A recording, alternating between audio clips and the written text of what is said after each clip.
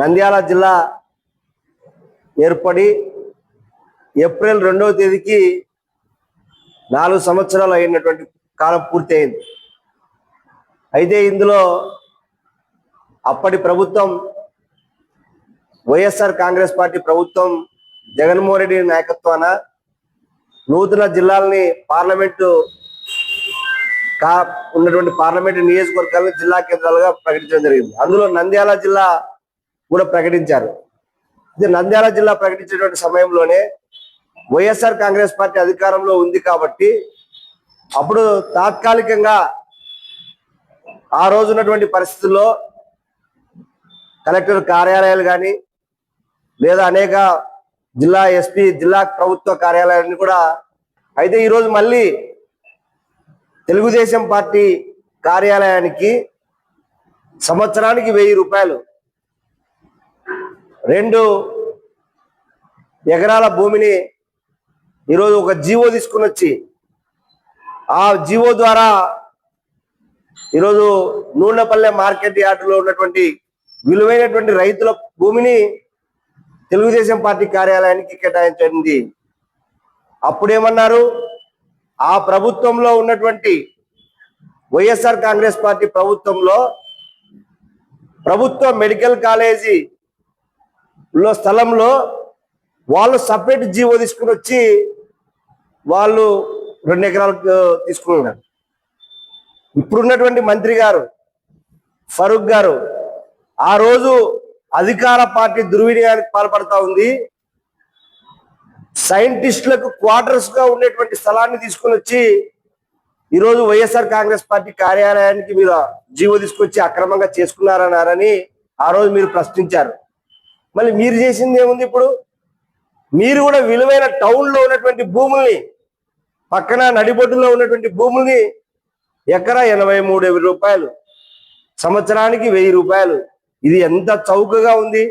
ఈరోజు నంద్యాల పట్టణంలో దీని ఒక ప్రధానమైనటువంటి హాట్ టాపిక్ గా తీసుకుపోతున్నారు. మేము సిపిఐగా తెలియజేస్తా ఉన్నాం, ఏ పార్టీ అధికారంలో ఉంటే ఆ పార్టీ విలువైన భూములు మీ పార్టీ కార్యాలయాల మీద తీసుకోవడం ఇది ఎంతవరకు సబబు? దొంగ అనేటువంటి పరిస్థితి ఉంది. ఆ రోజు వాళ్ళు చేసింది మీరు తప్పన్నారు కదా. సీనియర్ మంత్రిగా ఉండి ఎన్నో సంవత్సరాల రాజకీయ అనుభవం ఉన్నటువంటి మంత్రి ఫరూక్ గారు ఆ రోజు శిల్పా రవిచంద్ర కిషోర్ రెడ్డి చేసింది తప్పు, మేము మా పార్టీ ప్రభుత్వం చేసింది కరెక్ట్ అని చెప్పేసి చెప్పిన ఆయన ఈరోజు మీరు అధికారంలోకి వచ్చిన తర్వాత మీరు దీన్ని నడిబొట్టున తీసుకోవడం ఎంతవరకు కరెక్ట్? దీనిపైన పునరాలోచించాలని చెప్పి తెలియజేస్తా ఉన్నాం చెప్పారు.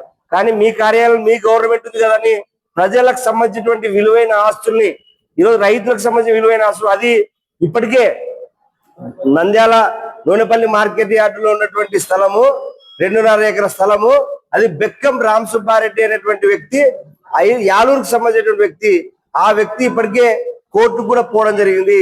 ఈరోజు పేదవాడికి ఇల్లు ఇవ్వడానికి 2 సెంట్ల స్థలం లేదు. మీ పార్టీ కార్యాలయాలకి 2 ఎకరాలు 3 ఎకరాలు మీ ఏ ప్రభుత్వం ఉంటే ఆ ప్రభుత్వంని అడ్డు పెట్టుకొని ఈ విధంగా చేయడం అనేటువంటిది కరెక్ట్ కాదు. కాబట్టి దీనిపైన మళ్ళీ ఒకసారి పునరాలోచించాలి. ఇది రాజకీయంగా ఉన్నటువంటి మంత్రి ఫరూక్ గారికి తగదు. ఈరోజు వాళ్ళు విమర్శ చేశారని చెప్పి ప్రతిపక్షాలలో ఉన్నటువంటి శిల్పా రవిచంద్ర కిషోర్ రెడ్డి మున్సిపాలిటీలో ఉన్నటువంటి స్థలాన్ని పోయి ఏదో డైరెక్ట్ గా నువ్వు వాళ్ళపై దాడులు చేయడం ఎంతవరకు కరెక్టో, నువ్వు సీనియర్ పొలిటీషియన్ గా ఉన్నావు, ఒకసారి ఆలోచన చేయాలని చెప్పేసి మేము సిపిఐగా విజ్ఞప్తి చేస్తా ఉన్నాం. మీరు దీనిలో మీ పార్టీ కార్యాలయాల మీద కావాల్సింది, మీకు చేతనైతే పేదవాడికి 2 సెంట్ల స్థలం ఇవ్వండి టౌన్ లో. గతంలో రవిచంద్ర కిషోర్ రెడ్డి మీ వాళ్ళ వాలంటీర్ల ద్వారా 13,000 మందికి పైగా ఈ పట్టణంలో నిరుపేదల్ని గుర్తించాడు. ఈయనేమో మా ప్రభుత్వం జగన్మోహన్ రెడ్డి ప్రభుత్వం సెంటు చాలదు, మేము 2 సెంట్లు ఇస్తామని చెప్పినటువంటి ఆయన ఇంతవరకు 2 సంవత్సరాలు పూర్తి అవుతా ఉంది ప్రభుత్వం వచ్చి.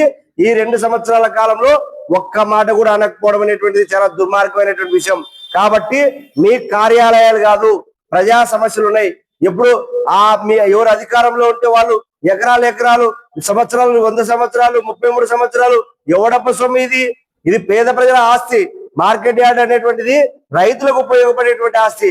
ఆ రైతులకు ఉపయోగపడేటువంటి స్థలాన్ని మీరు లీజుకు తీసుకొని మీ కార్యాలయాలకు పెట్టుకుంటే ఈరోజు ఎన్నో ప్రభుత్వ స్థలాలు ఉన్నాయి.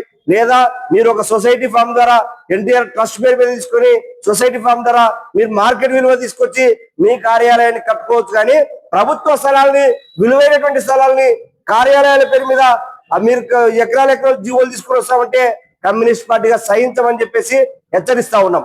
నంద్యాల జిల్లా కేంద్రంలో నడుస్తున్న హాట్ టాపిక్ ఈ ప్రాంతీయ పార్టీలైనా కానీ ఇతర పార్టీలకు ప్రభుత్వ స్థలాలు లీజు తీసుకోవడం అనేది కూడా చాలా దుర్మార్గమైన చర్య. ఇది మేము సిపిఐ పార్టీగా ఖండిస్తున్నాం. ఎందుకంటే గత ప్రభుత్వ అధికారంలో ఉన్నప్పుడు ఆ పార్టీ అధికార పార్టీ నాయకులు ఒక ప్రభుత్వ స్థలాన్ని దోచుకుంటే ఇప్పుడున్న తెలుగుదేశం పార్టీ నాయకులు ఈ మన ప్రభుత్వ రంగ సంస్థ అయినా కానీ ఈ మార్కెట్ లో దాదాపు లీజుకు సంవత్సరానికి 1000 రూపాయలు లీజుకు తీసుకోవడం అనేది అది ఎంతవరకు సబబని మేము ప్రశ్నిస్తున్నాం.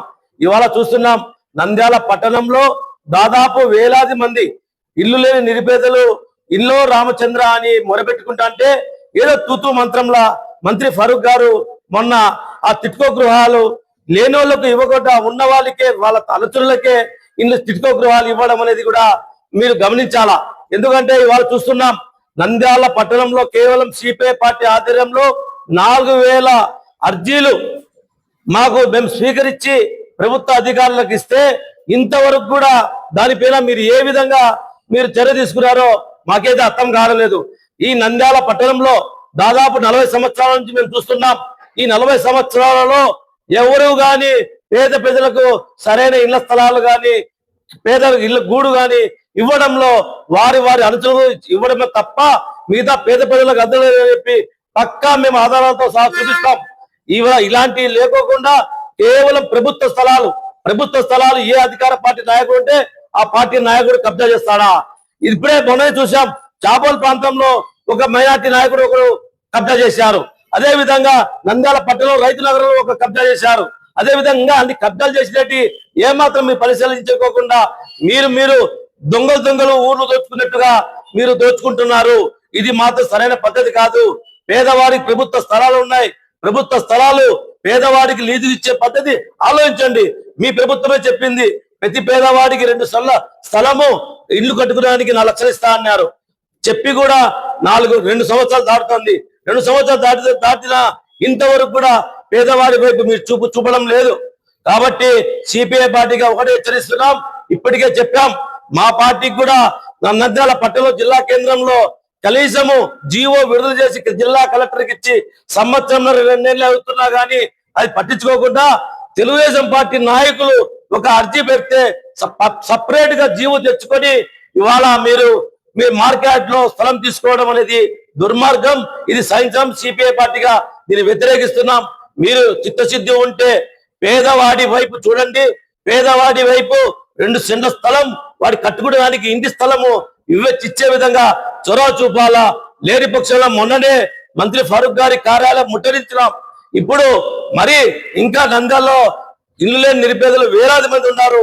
వాళ్ళందరినీ సమీకరించి ఇంకా పెద్ద ఎత్తున ఆందోళన నిర్వహించేందుకు సిపిఐ పార్టీ నంద్యాల పట్టణ సమితి జిల్లా సంసిద్ధిగా ఉందని చెప్పి మీకు హెచ్చరిస్తున్నాం.